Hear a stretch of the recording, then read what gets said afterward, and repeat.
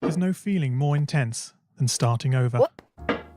If you've broken your Scratch project moments after you've shared it, as I have, or you've spent hours working on a project only to notice too late that one of your sprites has unexplainably gone missing. If you've made use of that difficult to name thing of thing block within the sensing category, amazingly useful but capable, due to a Scratch bug, of leaving you crying as it dumps all your scripts in one big unordered heap. If you've made real progress coding a game over the course of the week, only to come back the next day to discover you weren't even logged in, nothing has been saving. Starting over is harder than starting up. If you're not ready for that, like if you've already had a bad day at school, then what you're about to go through may be too much. Feel free to go away and come back.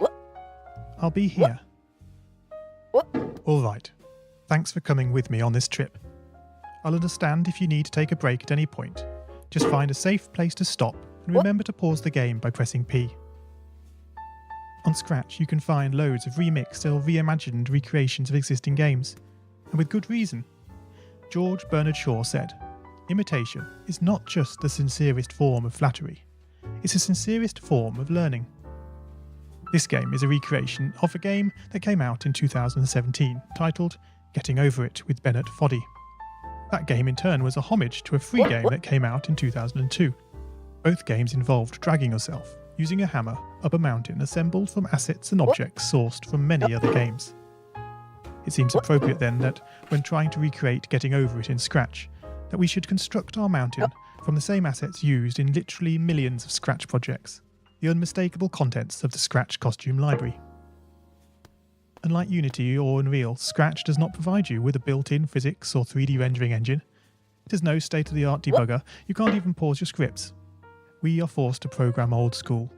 Our experience capped at 30 frames per second on a 480 by 360 pixel stage. But these very restrictions force us to experiment, to think out of the box, to grow as developers as we become masters of all things Scratch. And let's not forget, what we lack in technology, we make up for in community. This fantastic bunch of budding software engineers, building, learning, creating, playing, remixing, as diverse a group of people as the very Scratch assets we now so skillfully attempt to ascend.